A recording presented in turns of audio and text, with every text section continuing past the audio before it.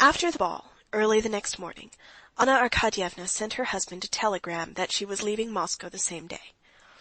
"No, I must go," she explained to her sister-in-law, the change in her plans, in a tone that suggested she had to remember so many things that there was no enumerating them. "No, it had really better be today."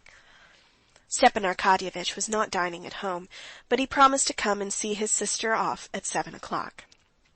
Kitty, too, did not come, sending a note that she had a headache. Dolly and Anna dined alone with the children and the English governess. Whether it was that the children were fickle, or that they had acute senses, and felt that Anna was quite different that day from what she had been, when they had taken such a fancy to her, that she was not now interested in them, but they had abruptly dropped their play with their aunt, and their love for her, and were quite indifferent that she was going away. Anna was absorbed the whole morning in preparations for her departure. She wrote notes to her Moscow acquaintances, put down her accounts, and packed. Although Dolly fancied she was not in a placid state of mind, but in that worried mood which Dolly knew well with herself, and which does not come without cause, and for the most part covers dissatisfaction with self. After dinner, Anna went up to her room to dress, and Dolly followed her. "How queer you are today," Dolly said to her. "I? Do you think so? I'm not queer, but I'm nasty. I am like that sometimes. I keep feeling as if I could cry.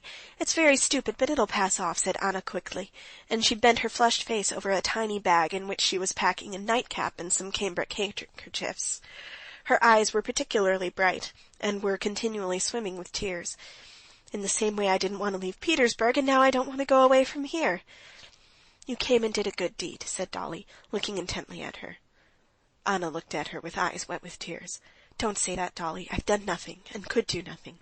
I often wonder why people are all in league to spoil me. What have I done? And what could I do? In your heart there was found love enough to forgive. If it had not been for you, God knows what would have happened."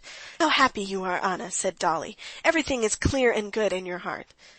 "Every heart has its own skeletons, as the English say." "You have no sort of skeleton, have you? Everything is so clear in you." "I have," said Anna suddenly, and unexpectedly after her tears a sly, ironic smile curved her lips. "Come, he's amusing anyway, your skeleton, and not depressing," said Dolly, smiling. "No, he's depressing. Do you know why I'm going today instead of tomorrow? It's a confession that weighs on me. I want to make it to you," said Anna, letting herself drop definitely into an armchair, and looking straight into Dolly's face. And to her surprise, Dolly saw that Anna was blushing up to her ears, up to the curly black ringlets on her neck. "Yes," Anna went on. "Do you know why Kitty didn't come to dinner? She's jealous of me. I've been the cause of that ball being a torture to her instead of a pleasure.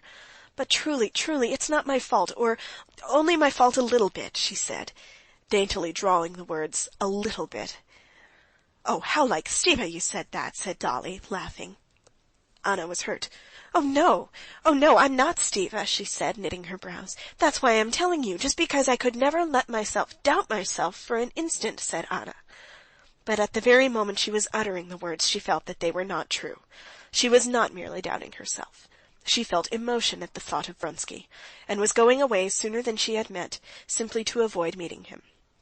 "Yes, Stiva told me that you danced the mazurka with him, and that he... You can't imagine how absurdly it all came about.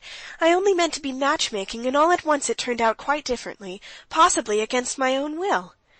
She crimsoned and stopped. "Oh, they feel it directly?" said Dolly. "But I should be in despair if there were anything serious in it on his side," Anna interrupted her, "and I'm certain it will all be forgotten, and Kitty will leave off hating me. All the same, Anna, to tell you the truth, I'm not very anxious for this marriage for Kitty, and it's better it should come to nothing if he, Vronsky, is capable of falling in love with you in a single day." "Oh, heavens, that would be too silly," said Anna, and again a deep flush of pleasure came out on her face, when she heard the idea that absorbed her put into words. "And so here I am, going away, having made an enemy of Kitty, whom I liked so much. How sweet she is! But you'll make it right, Dolly, eh?" Dolly could scarcely suppress a smile. She loved Anna, but she enjoyed seeing that she too had her weaknesses.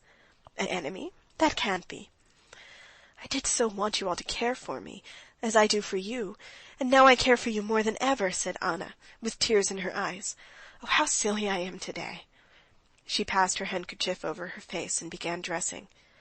At the very moment of starting, Stepan Arkadyevitch arrived, late, rosy, and good-humored, smelling of wine and cigars. Anna's emotionalism infected Dolly, and when she embraced her sister-in-law for the last time, she whispered, "Remember, Anna, what you've done for me. I shall never forget. And remember that I love you, and shall always love you as my dearest friend." "I don't know why," said Anna, kissing her and hiding her tears. "You understood me, and you understand. Goodbye, my darling." End of chapter 28. This recording is in the public domain.